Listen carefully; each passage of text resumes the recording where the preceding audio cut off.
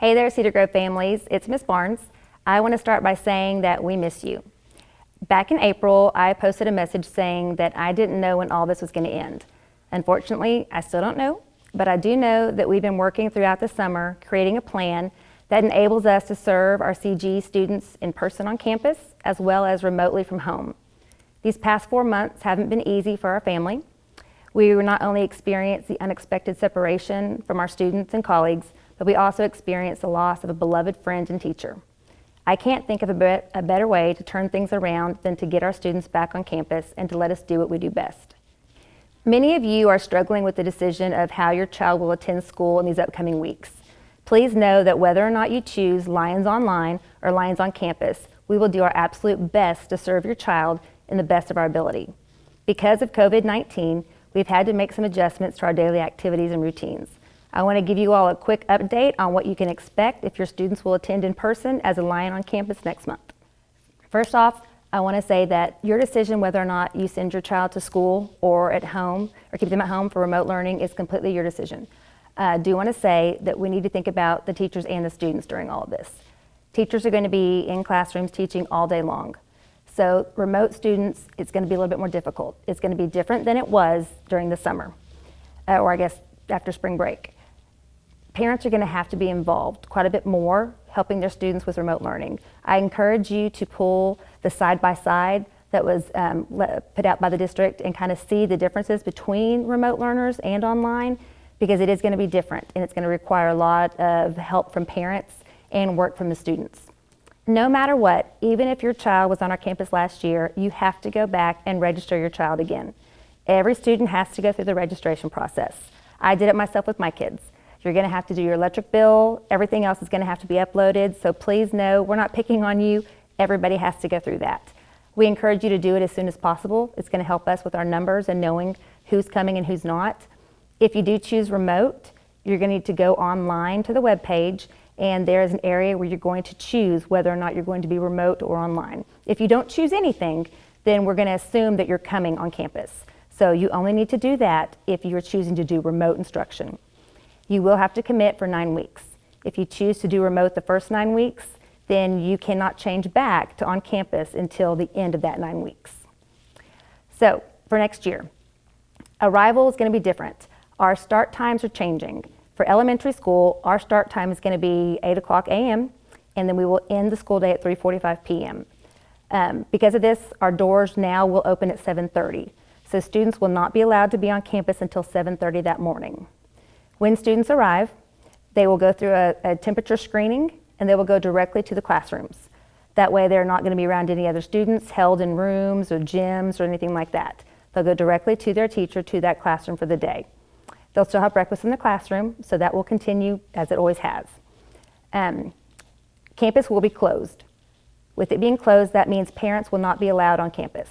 Parents will not be able to walk their children in on the first day of school. Parents will not be allowed to bring any outside food for lunch for their children.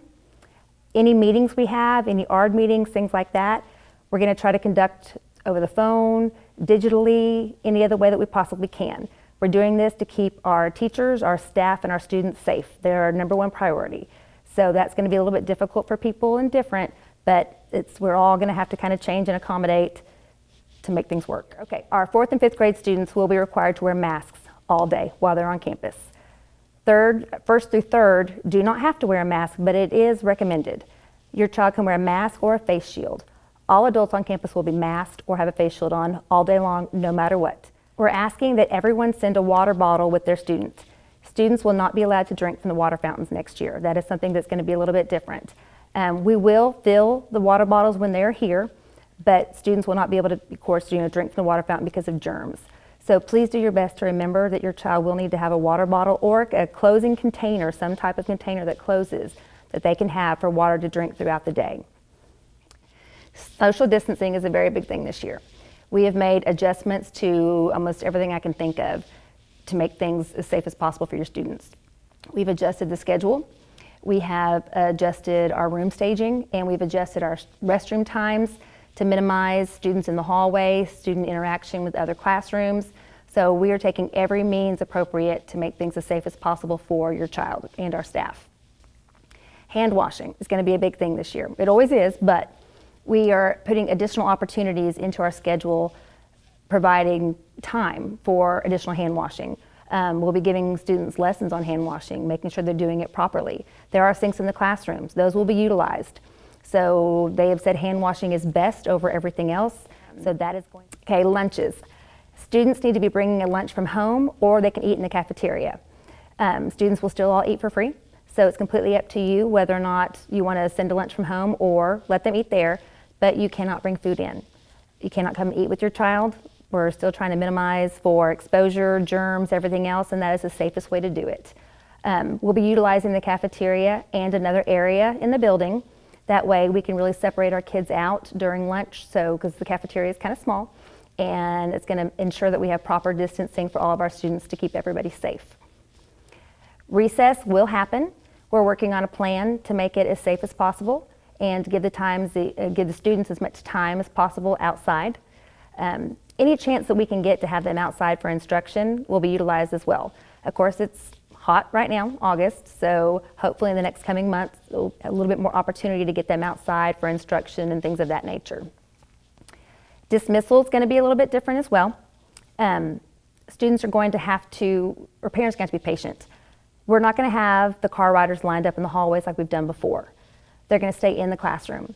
So we're going to do our best to have to just call names. So we just ask for your patience. It's always crazy at the beginning of the year, but we always fall into a pattern, and I know we will again. We're going to get it all figured out. I'm looking at different programs and ideas, trying to make it be as smooth as possible. So I just ask that you bear with us and be patient. It's going to be a journey for all of us. It's going to be different, but we're just going to have to kind of work together, and we'll get it done. But we're keeping your kids safe. We'll keep them in the room until you're there to get them, and they'll walk down and load up, and you can take your babies home. Do want to say, any student riding the bus, they have to have a mask on. Does not matter their age, pre-K all the way to 12. If your child will be on a school bus, before they are allowed on the bus, they have to have a mask. So please keep that in mind. So even our little babies, at one point in time of the day, if they're on a bus, they will need a mask. We're going to keep you notified of everything we possibly can. You're probably going to get tired of all the notifications that you get. Some of them might scare you, and I apologize for that. Some of them scare me, but there's certain things that we have to share no matter what. So we want you to understand what's going on and what's happening. We don't want to hide anything from anybody.